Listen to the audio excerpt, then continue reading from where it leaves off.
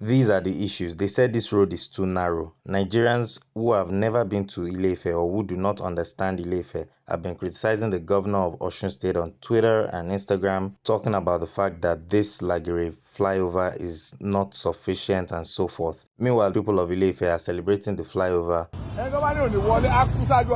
Here I am to say both parties are wrong. The road is not too narrow because how many vehicles are in the entire Osun State, not to talk of Ile-Ife. On the other hand, the governor did not need to create a flyover, while I agree that he needed to dualize a lot of roads because I'm quite familiar with the area. The interesting thing about this project and many other vanity projects in Nigeria that are not required is that some stakeholders determine or ask the governor for projects that are vanity because it makes them feel good. For example, I'm very sure the town planners of Ile-Ife would have requested for certain roads to be expanded around this town. That is the planning decision. But the political decision is to build a flyover that is not needed so that people who are in their old age will be happy. And the reason why I decided to talk about this is because a lot of you Nigerians do not know what good governance looks like if it happens to you. Also, a lot of you do not understand how roads work. The way to have an effective transport system is to have multiple alternate routes leading to the same location, not to have wider roads leading to the same location.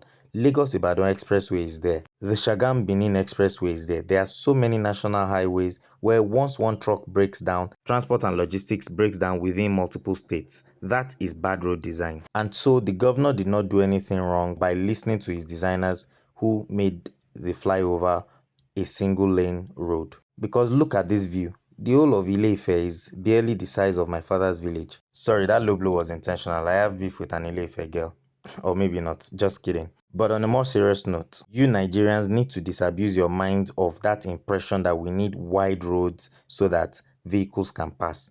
That is problematic thinking, and it's because you guys don't understand how roads work. So I advise you to go to trees and study how their roots work, study how their branches work, and look at the human body. Study how the blood vessels in the body work.